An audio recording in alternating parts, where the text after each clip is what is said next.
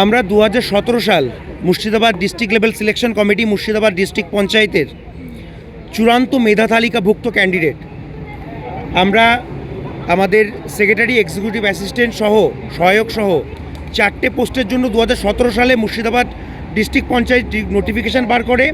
সেখানে দীর্ঘ 9 বছর বঞ্চনার পরে আমরা চূড়ান্তভাবে মেধা তালিকাভুক্ত হয়েছি, সিলেক্টেড হয়েছি।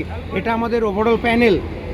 তারপরেও বিগত 10 মাস হয়ে গেল, 8 বছর বঞ্চনার পরে 10 মাস রেজাল্ট বেরিয়েছে, তারপরেও আমাদের বিগত গভর্নমেন্ট কোনোভাবে রিক্রুটমেন্ট করছে না, রিক্রুটমেন্ট করেনি।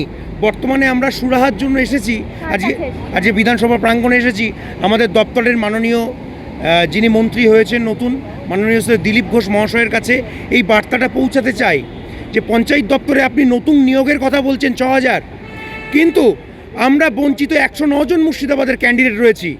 আমাদের নিয়োগ না করে সমগ্র রাজ্যব্যাপী কি করে নতুন নিয়োগ হয়, কি করে নতুন নিয়োগ হয়? আমরা এটা হলো গত 23শে জুলাই 2025 আমাদের এটা হলো ফাইনাল মেরিট লিস্ট, 109 জনের ফাইনাল মেরিট লিস্ট এটা রয়েছে। এর সাথে আপনারা দেখতে পাচ্ছেন 21/9/2017 সালের government notification, panchayat and rural development department Murshidabad district magistrate office থেকে নোটিফিকেশান বেরিয়েছিল। সেই নোটিফিকেশানের বেরোনোর পরে গভর্নমেন্ট ইচ্ছাকৃতভাবে, গভর্নমেন্টের কাছে নাকি ফান্ড নেই, আমাদের রিক্রুটমেন্ট করাবার জন্য ফান্ড নেই, তাহলে নোটিফিকেশানটা কেন বেরিয়েছিল যদি ফান্ড না থাকে? এই গভর্নমেন্ট বলেছে, এই সরকার বলেছে? এই সরকার বলেনি, আমরা এই সরকারের কাছে দীর্ঘদিনের যন্ত্রণার নিষ্কৃতি চেতে এসেছি।